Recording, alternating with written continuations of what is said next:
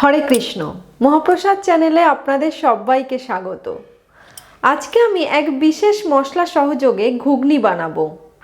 আপনারাও বাড়িতে এই পদ্ধতিতে যদি একবার ঘুগনি বানান, এইটুকু কথা দিতে পারি যে বারবার খেতে ইচ্ছা করবে। সাবস্ক্রাইব করুন আমার ইউটিউব চ্যানেলকে, আর তার সাথে বেল আইকনটি প্রেস করার পর অল নোটিফিকেশানে ক্লিক করুন আমার রান্না সবার প্রথম দেখার জন্য। তাহলে চলুন এই দারুণ স্বাদের ঘুগনি বানানো আমি এখন শুরু করি। ঘুগনি তৈরির জন্য আমি এখানে 1 কাপ পরিমাণ মটরকে সারা রাত জলে ভিজিয়ে রেখেছি। এখন জল ঝরিয়ে এই মটরগুলোকে আমি প্রেসার কুকারের মধ্যে দিয়ে দিচ্ছি। এবার এর মধ্যে আমি বেশ কিছুটা জল দিয়ে দিলাম।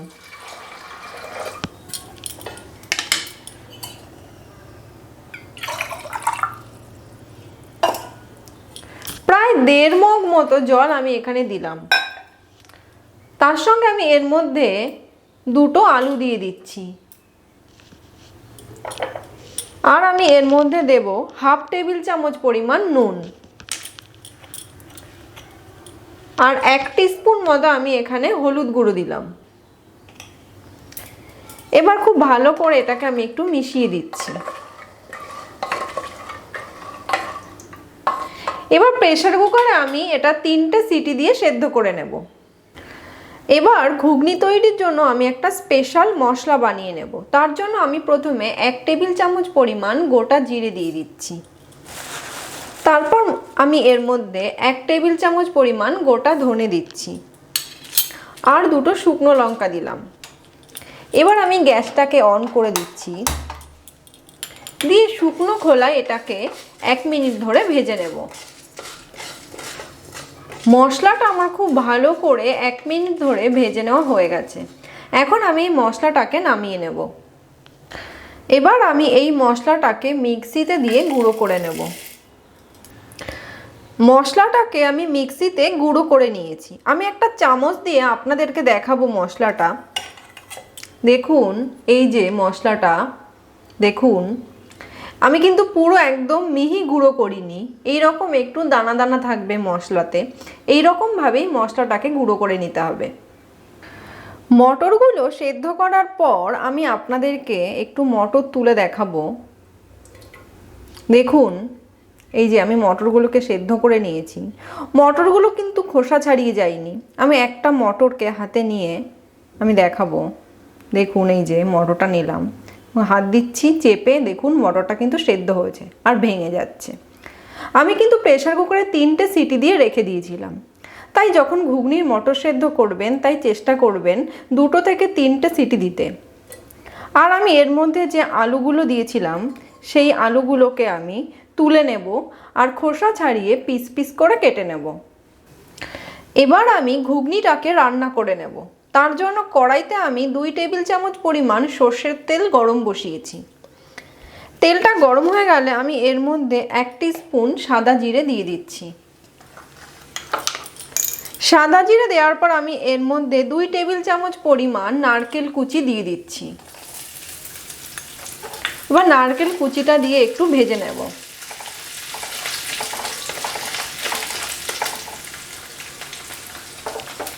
এরপর আমি এর মধ্যে 1 টেবিল চামচ পরিমাণ গ্রেট করা আদা দিয়ে দিচ্ছি। আদা দিয়ে একটু মিশিয়ে নিচ্ছি। এরপর আমি এর মধ্যে একটা ছোট সাইজের টমেটোকে আর তার সঙ্গে 4টে কাঁচা লঙ্কা দিয়ে বেটে নিয়েছিলাম, সেই পেস্টটা এর মধ্যে দিয়ে দিচ্ছি।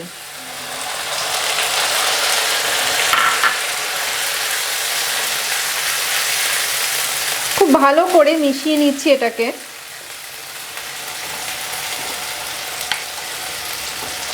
এবার এর মধ্যে আমি 1/2 টেবিল চামচ পরিমাণ নুন দিলাম। আমি মটর সেদ্ধর সময় নুন দিয়েছিলাম, তাই এখানে নুনটা একটু কমই দিলাম প্রথমে। আর খুব সামান্য আমি এখানে একটু হলুদ দেব, 1/2 টিস্পুনের থেকেও কম একটু হলুদ গুঁড়ো দিলাম।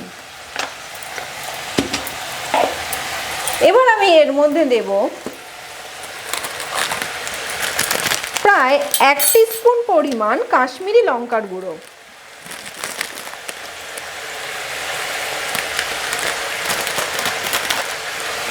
খুব ভালো করে মশলাটাকে আমি মিশিয়ে নেব।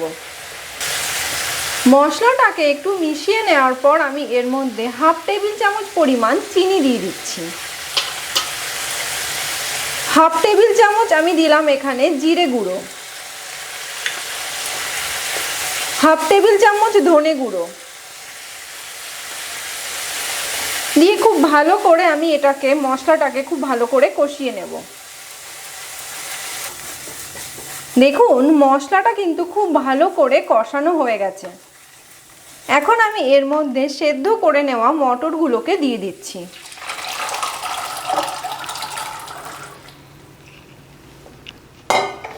এখন আমি গ্যাসের ফ্লেমটা একটু বাড়িয়ে দিচ্ছি যতক্ষণ না মটরগুলো একটু ফুটে উঠছে। দেখুন ঘুগনির মটরগুলো খুব সুন্দর করে ফুটে উঠেছে। এখন আমি এর মধ্যে সেদ্ধ করে নেওয়া যে আলুর টুকরোগুলো, যেগুলোকে আমি কেটে রেখেছিলাম, সেই আলুর টুকরোগুলোকে দিয়ে দিচ্ছি। দিয়ে একটু মিশিয়ে নিচ্ছি। এরপর আমি এর মধ্যে দিচ্ছি 1 টেবিল চামচ পরিমাণ স্পেশাল ঘুগনির মশলা, যেটা আমি মিক্সিতে বানিয়ে নিয়েছিলাম। এবার এই মশলাটা দিয়ে খুব ভালো করে আমি মিশিয়ে দিচ্ছি। দিয়ে গ্যাসের ফ্লেমটা মিডিয়াম করে দিয়ে এটাকে আমি 5-6 মিনিট রান্না হতে দেব। প্রায় 5-6 মিনিট পর দেখুন ঘুগনির জলটা কিন্তু অনেকটাই কমে এসেছে। এখন আমি এর মধ্যে 1 টেবিল চামচ পরিমাণ আমচুর পাউডার দিয়ে দিচ্ছি। আমচুর পাউডার দিয়ে খুব ভালো করে এখানে আমি মিশিয়ে নেব। অনেকে এখানে আমচুর পাউডারের পরিবর্তে তেঁতুলের পাল্প বা লেবুর রসও দিয়ে থাকেন, কিন্তু আমচুর পাউডার দিয়ে একবার রান্না করে খেয়ে দেখবেন, স্বাদ কিন্তু হবে অসাধারণ।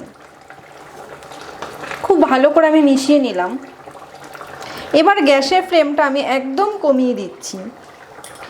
এই লো ফ্লেমে আমি আরও 4-5 মিনিট এটাকে ঢাকা চাপা দিয়ে রান্না হতে দেব। লো ফ্লেমে 5 মিনিট রাখার পর আমি কড়াইয়ের ঢাকাটা খুলব।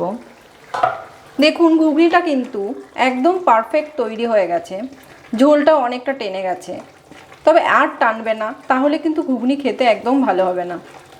এখন আমি গ্যাসটাকে বন্ধ করে দেব আর এটাকে একটা বাটিতে নামিয়ে গার্নিশিং করে আপনাদেরকে দেখাচ্ছি। এবার আমি রাধা মাধবকে ভোগ দেওয়ার জন্য একটা বাটি নিয়েছি। এই বাটির মধ্যে আমি প্রথমে কিছুটা ঘুগনি তুলে নেব।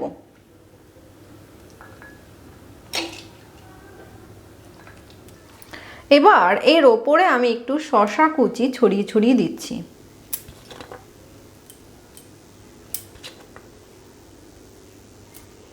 তারপর আমি এর ওপরে একটু কাঁচা লঙ্কা কুচি ছড়িয়ে দিলাম।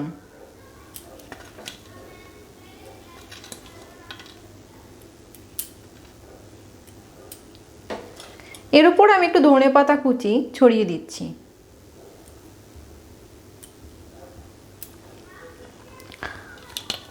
মাঝ বরাবর আমি একটু নারকেল কুচি দিয়ে দিলাম।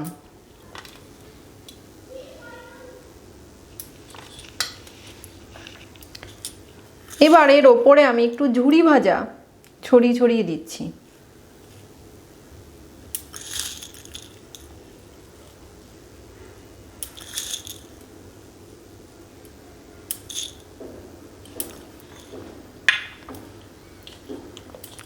আর একটা পাতিলেবুর টুকরোকে আমি এইরকম গোল করে কেটে নিয়েছি। দেখুন এটাকে আমি বাটির সাইডে বসিয়ে দেব।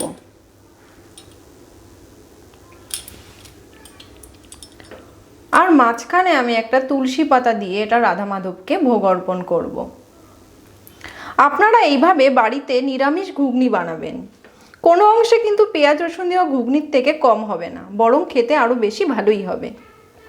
আর ভালো লাগলে আমার চ্যানেলটিকে সাবস্ক্রাইব করার জন্য অনুরোধ রইল। আজকের মতো তাহলে আমার রান্না এই পর্যন্তই। আবার চলে আসবো পরের পর্বে নতুন কোনো রেসিপি নিয়ে। সবাই ভালো থাকবেন। হরে কৃষ্ণ।